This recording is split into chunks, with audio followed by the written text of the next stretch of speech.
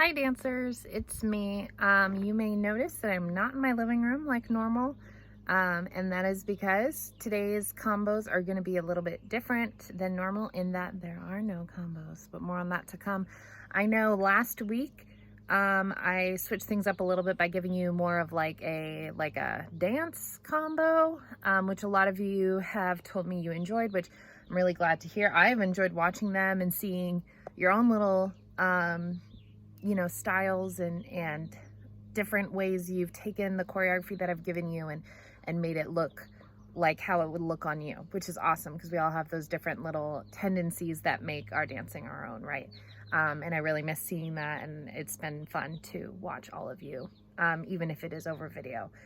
But today we're gonna do something different. I've been trying to kind of switch it up for these last couple weeks of online classes. Today's assignment is we're going to talk a little bit is you are going to create some movement for me. Okay. So here, I'm going to give you some stipulations. What is going to happen is you are going to create either a petit allegro combination or an adagio combination. Okay. Depending on which one you choose, there are some different things that you're going to have to include. So let's start by talking about petit allegro. Things that make a good petit allegro is you have to make sure that it repeats on the opposite side. So whatever foot you start on, whatever position you start in, if it's in first, you want to end in first so then you can restart it and kind of reverse everything. But if it's in fifth, you're going to want to end it. If it's in fifth, you're going to want to end it on the other side with the other foot in front so that you can repeat it on the other side. There must be, if you choose petit allegro, some moves, at least one move that includes extra beats. Now, whether that's a royale or an entrechacot, that would be fine. The other option would be doing a move like a jeté or an assemblé and adding the extra beat in there, or you can get creative and add a beat somewhere else that maybe we haven't practiced in class.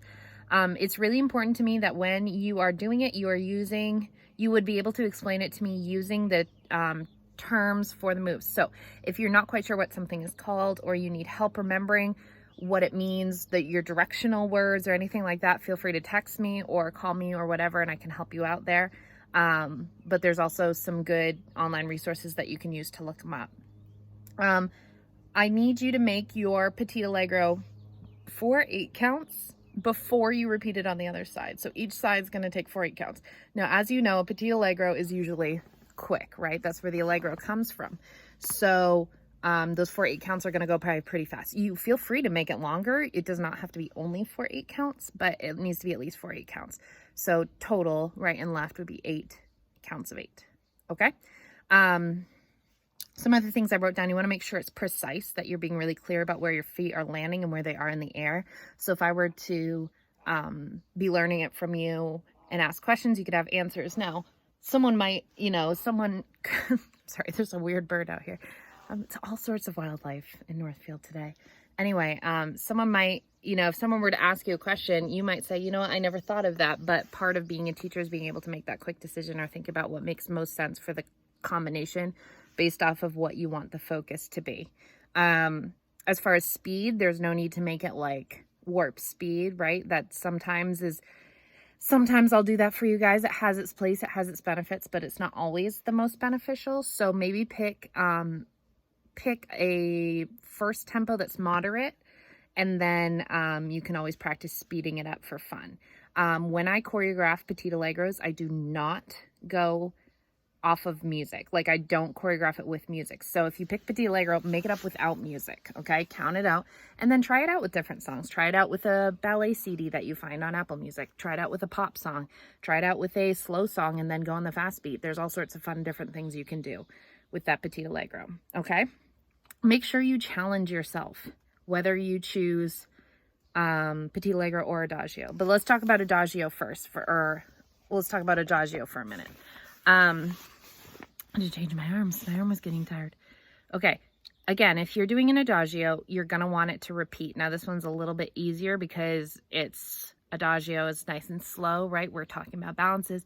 We're talking about turns. So you have time to think about what you're doing, but it's going to want to repeat. So you're going to want to, whatever foot you start on, end on the opposite, blah, blah, blah, same thing, right? 4 8 counts before you repeat it, okay? This one's going to take a little bit longer. Again, you can make it longer. You can make it 8 8 counts and then repeat it. It doesn't matter to me, but it needs to be at least 4 8 counts. It should include at least 1 turn sequence. And by 1 turn, I don't mean like a single turn. 1 turn sequence, 1 section while you're doing a turn. You might just be like, okay, and here we're going to go for a triple or a quad, and that's fine. Or you might say we're going to do some sort of combination of turns. You can do it more than once, but it needs to have at least 1 section of turning and at least 1 extended balance. Now, when I say that, I don't mean that you have to hold develop a Alisacone for 20 minutes, right? Like you can develop a Alisacone and hold it. But an adagio does keep moving, right? There's not a lot of like freeze. So if you're doing a balance, you might be doing a penche. That counts as an extended balance. I'm also going to count a promenade in that, where you're chugging around on your foot, where you're holding that position. But an extended balance would be like longer than 4 counts. Okay. Again, this one though, where it differs from Petit Allegro is this one usually is driven by music. I'll pick a song, find a tempo that I like, and then choreograph it to that tempo or to that song. That being said, you could pick a moderately slow song and then try it both at that tempo and then break it down to half time just to see how that goes. Okay. Yeah. So going back to my point about challenging ourselves, right? We want to make sure that you are choosing things that maybe are not, you're trying to choreograph at your level or higher, okay? It's always good. You might be like, well, how do I choreograph above my level if I'm already at my level? Pick something that's not easy for you, right? You understand, even if you can't do it perfectly, chances are that you understand the mechanics of how to do it. Yes, there are things that both Mandy and I, find challenging as dancers that we can teach you guys to do successfully because we understand how to do them, right? So that's the same idea here. A lot of things I've become better at through teaching, and I want to see if that's something you experience as well. So in that, as you're choreographing this, here comes the last little bit of challenge. You are going to pick the Petit Allegro or the Adagio. You're going to choreograph something that fits into all of the guidelines that I've just given you. And then you are going to teach it to somebody. Now, your somebody can be somebody on team that you teach them over FaceTime or Zoom or whatever. Or you can teach somebody in your household. Now, chances are if you're teaching somebody in your household, unless you have a sibling who's a dancer, they are not going to get it perfect, and that's okay. I just want you to practice teaching and practice instructing and practice correcting. So get your mom or your dad or your brother or sister or somebody, right, that you can teach it to, and or just teach it to a teammate, and then ask your teammate, how did I do? What could I do to be a more clear teacher? Yeah. And then I would love to see a video of you demonstrating the combination and a video of the person you taught doing the combination. So that's a lot of information I just gave you. Quick recap. Picking a combination or picking a style, Petit Allegro or Adagio, you're going to make up a combination of at least 4 8 counts, depending on, or no matter what it is. It's got to repeat after those 4 8 counts. You're going to create it, perfect it, teach it to somebody, whether it's virtually or in person, somebody that you live with. And then you're going to record yourself doing it. And then you were going to record your student. Okay. I'm really excited to see how this goes for you. This might be a challenge for some of you. This might be very easy for some of you.